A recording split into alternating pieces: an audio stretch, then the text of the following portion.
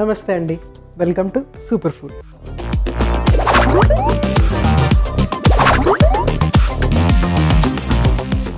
So తమలపాకు గురించి మనం ఎన్నో విషయాలు తెలుసుకుంటూ ఉన్నాం కదా.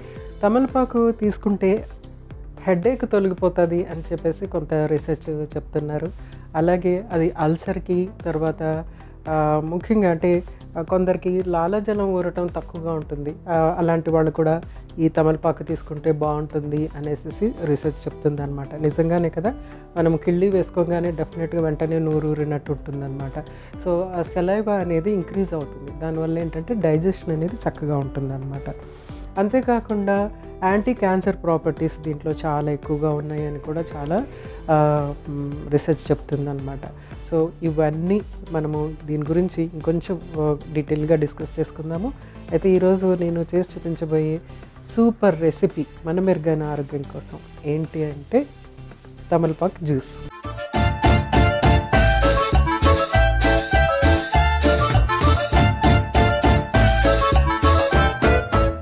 తమలపాకు జ్యూస్కి కావాల్సిన పదార్థాలు ఏంటో ఒకసారి చూసేద్దాం. తమలపాకులు, పుదీనా, పంచదార, యాలకులు, నిమ్మకాయ. చాలా సింపుల్ ఇంగ్రీడియంట్స్, ఇవన్నీ కూడా చాలా ఈజీగా చేసేసుకోవచ్చు. సో మనకి జస్ట్ ఒక ఆకు అలా మన ఇంట్లో ఉంది అనగానే దాన్ని వేస్ట్గా పడేయకుండా జ్యూస్ చేసి తీసేసుకోవచ్చు. అన్నిటికంటే సింపుల్ ఏంటంటే దాన్ని ఏ కూరలోనో ఎందులోనో మిక్స్ చేసేస్తే కనుక అది వేస్ట్ అవ్వకుండా ఉంటుంది అనమాట. ఆకు అనగానే మనకి ఏంటంటే ఫస్ట్ ఈ గ్రీన్ కలర్, చక్కటి గ్రీన్ కలర్ కదా, ఈ గ్రీన్ కలర్ ఏదైతే ఉందో ఇదంతా కూడా క్లోరోఫిల్.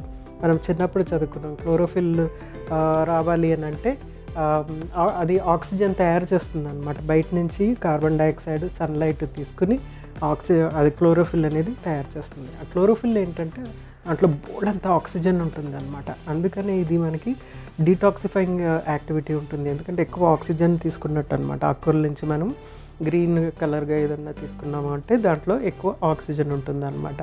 ముఖ్యంగా మన బ్లడ్కి అది చాలా యూస్ఫుల్గా ఉంటుంది. తర్వాత ఎక్సర్సైజ్ చేసే వాళ్ళకి ఇది చాలా యూస్ఫుల్గా ఉంటుంది, ఎందుకంటే ఎక్సర్సైజ్ చేస్తున్నప్పుడు ఎక్కువ మనకి ఎయిర్ కావాలి, ఎక్కువ ఆక్సిజన్ కావాలన్నమాట.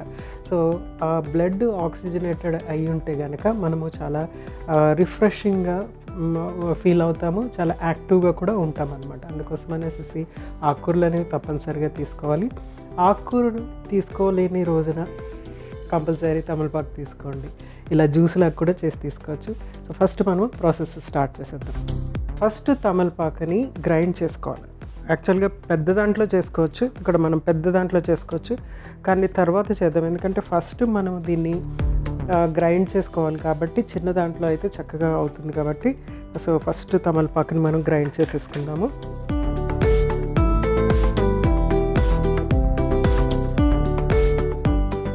కట్ చేస్తుంటే ఎంత మంచి అరోమా వస్తుందంటే ఆ ఫ్రెష్నెస్ వెంటనే అంత యాక్టివ్ అయిపోతుంది అనమాట, అలా ఉంది. సో ఫస్ట్ కొంచెం తమలపాకు, అలాగే పుదీనా ఆకులు జస్ట్ 2.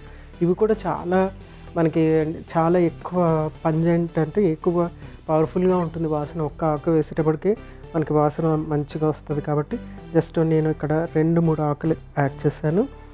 అలాగే యాలకులు కూడా మంచి ఫ్లేవరింగ్ ఏజెంట్స్ కాబట్టి వీటిలో జస్ట్ ఒక్కటి మాత్రమే యాడ్ చేస్తున్నాను.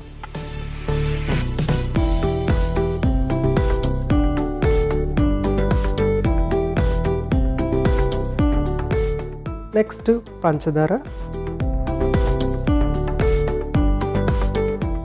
దీన్ని ఇప్పుడు చక్కగా గ్రైండ్ చేసేసుకుందాం.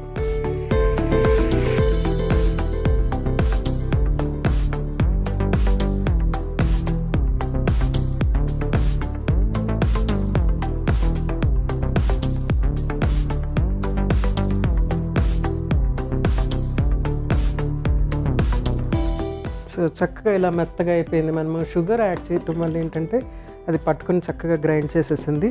సో మంచి ఫ్లేవర్ వస్తుంది, చాలా రిఫ్రెషింగ్గా ఉంది ఫ్లేవర్. సో దీంట్లో ఏంటంటే మనం ఇప్పుడు మెయిన్ పెద్ద దాంట్లో యాడ్ చేసేసుకుని చక్కగా బ్లెండ్ చేసేసుకుందాం.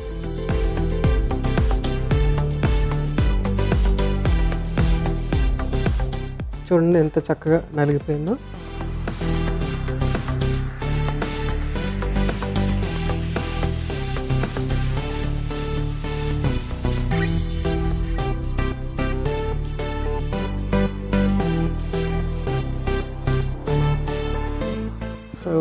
2 గ్లాసులకి సరిపడ్డ వాటర్,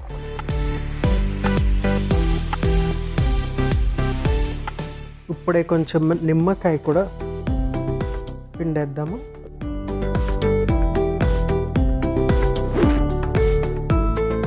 కొంచెం అంత నిమ్మకాయ పిండి, నిమ్మకాయ పిండేటప్పటికి ఏంటంటే ఫ్రెష్నెస్ అనేది ఇంకా చాలా చక్కగా ఎన్హాన్స్ అవుతుంది, టేస్ట్ కూడా కొంచెం చేంజ్ అవుతుంది అన్నమాట. సో ఇప్పుడు దీన్ని ఒక్కసారి మనం పల్స్ చేసేసి సర్వ్ చేసేసుకోవచ్చు.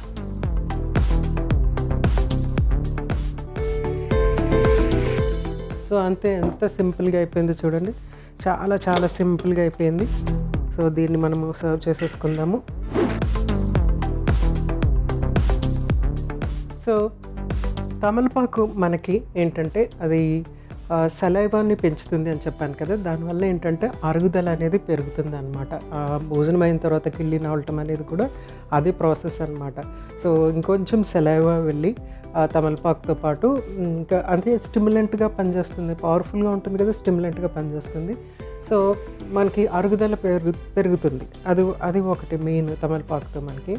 ఇంకోటి ఏంటంటే అల్సర్స్ లాంటివి ఏమైనా ఉంటే కనుక అది హీల్ చేస్తుంది అనేసి కొంత రీసెర్చ్ చెప్తుంది అనమాట. అల్సర్స్ ముఖ్యంగా ఏంటంటే ఇది మనం తమలపాకు తీసుకోవటం వల్ల ఆ సలైవా మ్యూకస్ అనేది ఇంక్రీజ్ అవుతుంది అనమాట. ఇంక్రీజ్ అయినప్పుడు పొట్టలో ఉన్నటువంటి గ్యాస్ట్రిక్ యాసిడ్స్ అనేవి కొంచెం డైల్యూట్ అవుతుంది అనమాట, మ్యూకస్ ఇంక్రీజ్ అయ్యేటప్పటికి.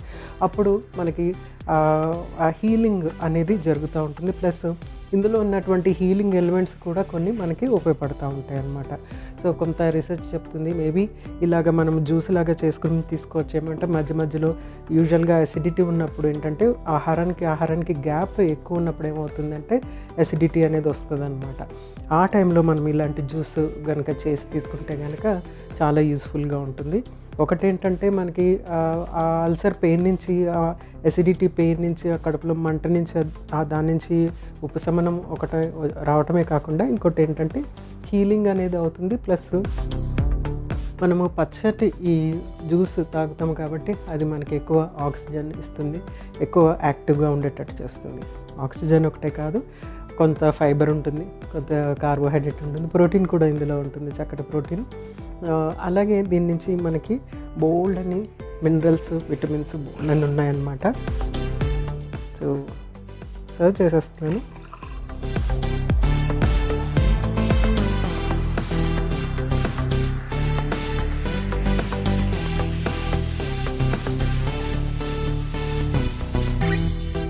కరెక్ట్గా మనకి 2 గ్లాసులు వచ్చేసింది. సో చూడటానికి చాలా ఎక్సలెంట్గా ఉంది కదా. ఇదే రెసిపీని మనము ఈ వాటర్ని ఏంటంటే కావాలంటే కొంచెం చాట్ మసాలా వేసుకుంటే కొంచెం కారంగా ఉంటుందన్నమాట. దాన్ని మనము ఐస్ ట్రేలో వేసే ఐస్ క్యూబ్స్ వేసుకుని వేరే ఏదైనా జ్యూస్ యూజ్ చేస్తున్నప్పుడు ఈ క్యూబ్స్ అందులో వేస్తే కనుక ఒక డిఫరెంట్ ఫ్లేవర్ తయారవుతుంది అనమాట. వేరే జ్యూస్ తయారు చేసినప్పుడు, ఏదైనా సింపుల్ జ్యూస్ తయారు చేసుకున్నప్పుడు, లేకుంటే మజ్జిగలో కానీ ఈ ఐస్ క్యూబ్స్ రెడీ అయిన వాటిని అందులో యాడ్ చేసుకోవచ్చు. ఇంకొక రీసెర్చ్ ఏం చెప్తుందంటే ఇందులో ఉన్న ఫీనాలిక్ యాసిడ్స్ అనేవి ఏం చేస్తాయంటే క్యాన్సర్ సెల్ గ్రోత్ని ఆపుతాయంట. సో రెగ్యులర్గా తీసుకోవటం వల్ల మనకి ఇది చాలా ఉపయోగకరంగా ఉంటుంది. అయితే క్యాన్సర్ సెల్ గ్రోత్ ఆపుతుంది అని అంటే మరి పాన్ తీసుకుంటున్న వాళ్ళకి నోటి క్యాన్సర్ వస్తుంది కదా అని క్వశ్చన్ మార్క్ వస్తుంది కదా. అందుకే అది డెఫినెట్గా వస్తుంది. అయితే యాక్చువల్గా ఏంటంటే పాన్లో వేసేటువంటి ఇంగ్రీడియంట్స్ ఏవైతే ఉన్నాయో వాటి వల్ల మనకి ప్రమాదం ఉంది. అంటే ఎక్కువ సున్నం యాడ్ చేసినా కూడా నోరు పొక్కుతుంది. అలాగే టొబాకో అంటే పొగాకు అందులో ఎక్కువ యాడ్ చేసినా కూడా అది డెఫినెట్గా రెగ్యులర్గా మనం తీసుకోవటం వల్ల, సిగరెట్ కాల్చటము, పొగ పీల్చటమే ప్రమాదకరం అంటే ఇంకా పొగాకు దాన్ని డైరెక్ట్గా తీసుకోవటం అనేది ఇంకెంత ప్రమాదకరమో చూసుకోండి. అది కూడా మనం నోట్లో పెట్టుకుని నవ్వులుతూ ఉంటుంటే ఇంకెంత ప్రమాదకరమో చూసుకోండి. సో అలాంటి వాటిని మనము డెఫినెట్గా అవాయిడ్ చేయటం అనేది చాలా అవసరం. సింపుల్ కిల్లీ చేసుకోవచ్చు మనము ఆకుతో, ఇవన్నీ లేకుండా చాలా సింపుల్గా చేసుకోవచ్చు అన్నమాట. సో తమలపాకు జ్యూస్ రెడీ అయిపోయింది. తమలపాకు ప్రయోజనాలు మరికొన్ని మీకోసం మరొకసారి.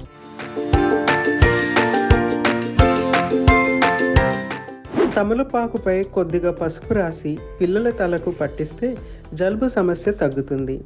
అలాగే పాలిచ్చే తల్లులు పాలు పెరగటానికి తమలపాకులు తీసుకోవడం మంచిది. చిన్న చిన్న గాయాల నుంచి రక్తస్రావం అవుతుంటే తమలపాకులని మెత్తగా రుబ్బి గాయంపై రాస్తే రక్తస్రావం ఆగుతుంది. తమలపాకులను గ్రైండ్ చేసి కొబ్బరి నూనెలో వేడి చేసి నొప్పి ఉన్న చోట రాస్తే నొప్పి తగ్గుతుంది. భోజనం చేసిన తర్వాత తమలపాకును తింటే నోటి దుర్వాసన దూరం అయి నోరు ఆరోగ్యంగా ఉంటుంది.